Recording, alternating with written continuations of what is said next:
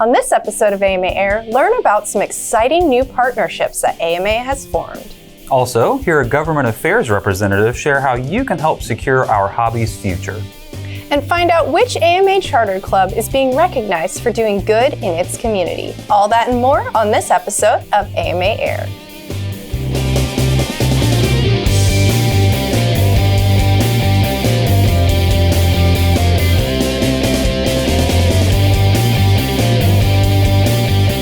Hello and welcome to AMA Air, your source for modeling news. I'm Chris Savage. And I'm Claire Aldenheisen.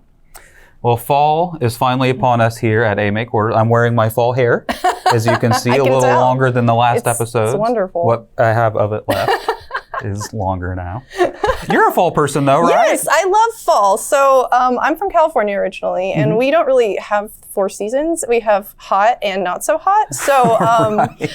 I really enjoy having spring, summer, fall, and winter. And fall has to be my favorite season because, you know, you have pumpkin spice, of course. My favorite flavor. But also you can go to pumpkin patches, go look at the leaves. And there's this apple orchard near AMA. Not a lot of our members probably know this, but you can go pick apples there and you can get apple cider donuts, which are the world's greatest food. I'm not a huge fall person, but that does actually sound pretty Maybe we good. can have some on the next episode. Yeah, maybe you can convert me into a fall person. I'll try. Well, AMA has formed partnerships with a full-scale aircraft organization and a hobby company that will introduce youth and new pilots to the world of aeromodeling. EAA and AMA have joined forces to create the Young Eagle Build and Fly program, which will introduce young people who take EAA Young Eagle flights to model aircraft building and flying. Find out how your club can help at eaa.org/buildandfly. The other partnership recently created is between AMA and Horizon Hobby. The Horizon Hobby RC Flight School uses a team of volunteer coaches across the country to teach the fundamentals of flight. Anyone who wants to learn how to fly and has an eligible model aircraft can register to attend one of the free classes. Find out more at horizonhobby.com/flight school. Every day we inch closer to the end of the year, which means that for some of you, it's time to renew your AMA membership. If you received a bill and ballot in the mail, please remember to cast your vote for our election and return the ballot with your renewal. All ballots must be postmarked by November 12th, and you can view candidate statements at modelaircraft.org/2019 campaign. The 3 candidates running for AMA president were recently featured on an episode of the RC Roundtable podcast that you can listen to at rcroundtable.com. This year is the 20th year of AMA Expo, and we're celebrating by giving away exhibitor prizes throughout the 3-day event. In addition to having a chance to win a prize, Expo attendees can enjoy outdoor RC and control line flying, rocket launches, an RC boat pond, and see the hottest products in the hobby. Our speakers and special guests include the hosts of the RC Roundtable, a notable free flight pilot, and the paper airplane guy. And new this year is an RC car and truck parade hosted by Proline, which will take place Saturday morning in the exhibitor hall. Save your money and purchase your AMA Expo tickets in advance at amaexpo.com/tickets. The hobby you love needs your help. The FAA has informed us that, contrary to earlier commitments to AMA, the agency is planning to limit all recreational model aircraft operations to 400 feet in controlled airspace, with no exceptions. AMA Government Affairs Director Tyler Dobbs took the time to explain what this could mean for the hobby and shared how AMA members can help.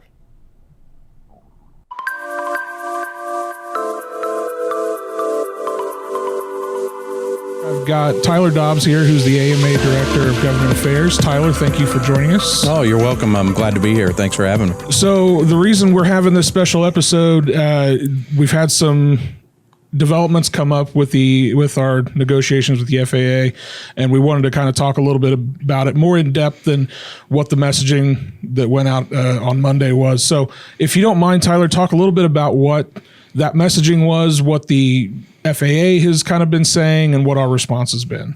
So over the past year, since last October, we've been working with the FAA in good faith. We've been providing all the data for our flying sites. We've been working closely to work out any safety issues, at maybe a specific site. We've worked with the FAA Integration Office closely. That office does support AMA, supports modelers. It's a great office. Through this process, especially the letter of agreement process and anything that deals with airspace, we've been working with air traffic operations, or ATO, and that's kind of where the hiccup came in. Right. They are responsible and they have the sole authority within the FAA to allow any operations or not allow any operations in the airspace. And so over the past few months, we've been working closely with them. We've been getting the same assurances. Guys, we'll work with you. We want you guys to continue doing what you're doing. Worked on specific flying sites around the country, trying to create safety analysis for those sites, mitigate any safety concerns that maybe air traffic had in those areas. Unfortunately, at the same time, ATO was working on an internal policy that is where we are today, which heavily restricts our operations.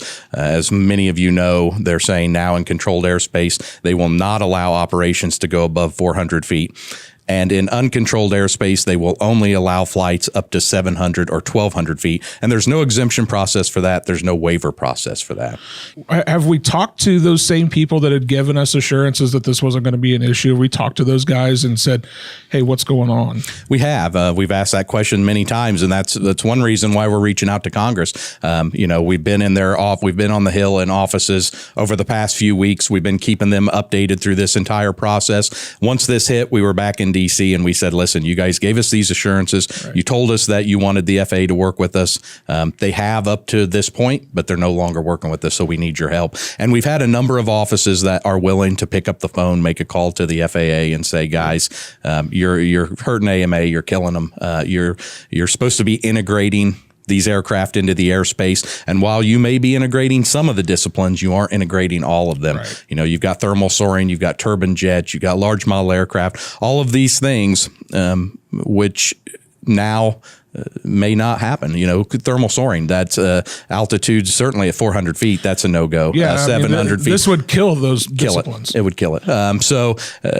That's not integration. That's, that's stopping it altogether. But even some of the other disciplines, those altitudes are just not safe. So that's the other side of this is not only are you not, doing what you're supposed to be doing in integration, you're creating an unsafe environment that hasn't been present for forever. You're telling these people they need to fly at these low altitudes, and should an incident occur, you can't recover from that at those. We're hearing from air traffic control facilities across the country that we don't want to stop your operations. A lot of them didn't even know that we were at that location. They said, right. You guys have been here for 40 years. We didn't even know it. You guys have never presented a problem. We want to give you a letter of agreement up to what you're asking for, but we have some people sitting in an office in DC that says we can't. So I'm not sure where DC's coming from in ATO saying we know better across the country how you should operate safely than an air traffic control manager who's a mile or two away. That certainly doesn't make sense to me. I think those local facilities need to have the authority to create the letters of agreement with the individual sites. What you can do is you can go to modelaircraft.org/gov. Mm-hmm. You can contact your senators and representatives. We're going to be on the Hill all next week, hitting as many offices as we possibly can. We're going to be having them pick up the phone, contact ATO, and try to get this corrected. So it's important you reach out. AMA members are great. They always show all the support they can. So they do a great job with that, and we really appreciate it. And we'll be working on our end. We're in DC every day. We'll have another team going out next week. So we will do our best to get this corrected. And to your point, I think we've got some really valuable tools for folks some pre-made messaging for folks that may not know exactly what to say. We've got a kind of a form there that people could copy and paste. I believe it's up on the website. Yeah, and you can use social media. You can send a tweet. You can pick up the phone and call your senator or representative. You don't really, just tell your story. Say, look, I've been an AMA member for this long. I'm a voting constituent. What is happening today is going to hurt my hobby. It's going to, it's going to hurt STEM curricula across the country. Yeah. Charities rely on the events that we have. We donate hundreds of thousands of dollars a year. They depend on that. You guys need to take action, tell the FAA to fix this. Yep. So again, for folks that want to help us out, and we can't ask you enough times to please help out in this fight. It's modelaircraft.org/gov. We've got all the information there, all the tools you need to help us out with that. Tyler, again, thank you for taking some time out of your busy day to talk to us a little bit. If you've not subscribed to the podcast, please do so. We're on iTunes, Apple Podcasts, I guess now, Google Podcasts, Spotify, Stitcher, all the major podcasting outlets. And we release episodes every Monday. And of course, if you have any questions, comments, suggestions for the show, podcast@modelaircraft.org, and we'll check that out and get back to you as soon as we can. So, Tyler, thank you. And for everyone here at the AMA, we hope you guys have a great week. Thanks. You can visit modelaircraft.org/hire-flight to contact your senators and representatives. If you have questions, please call us at 1-800-I-FLY-AMA or email amagov@modelaircraft.org. After the break, we'll take a look at some upcoming events and learn how you can find one near you. And still ahead, find out how an AMA charter club stepped up to help its community.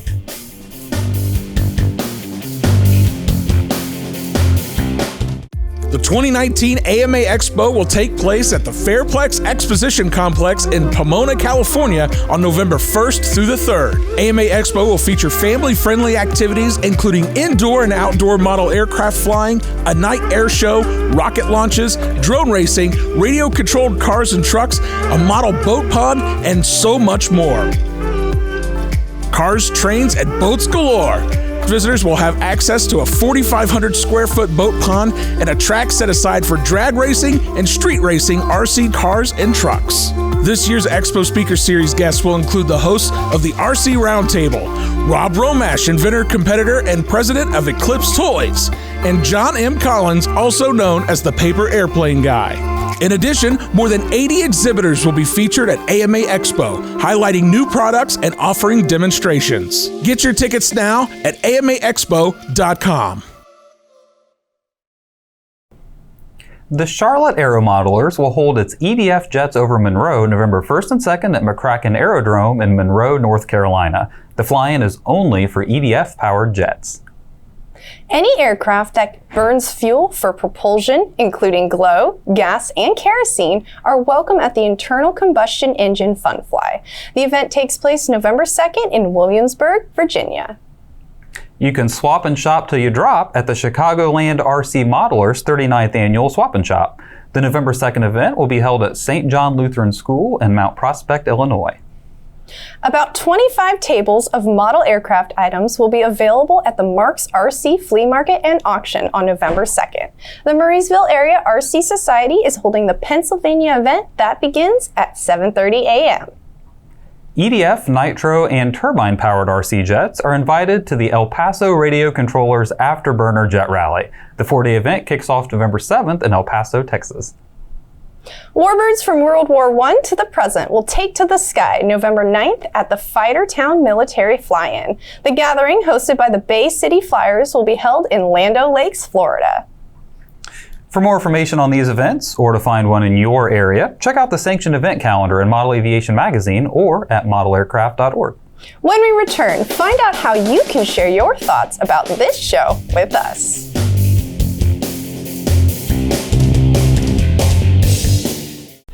Every journey starts somewhere. Our journey begins with imagination. And imagination can take us anywhere.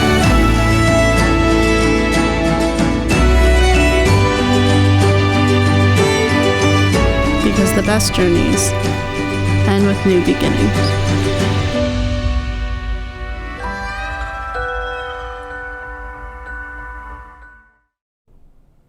AMA wants to recognize clubs that go the extra mile to help out their communities.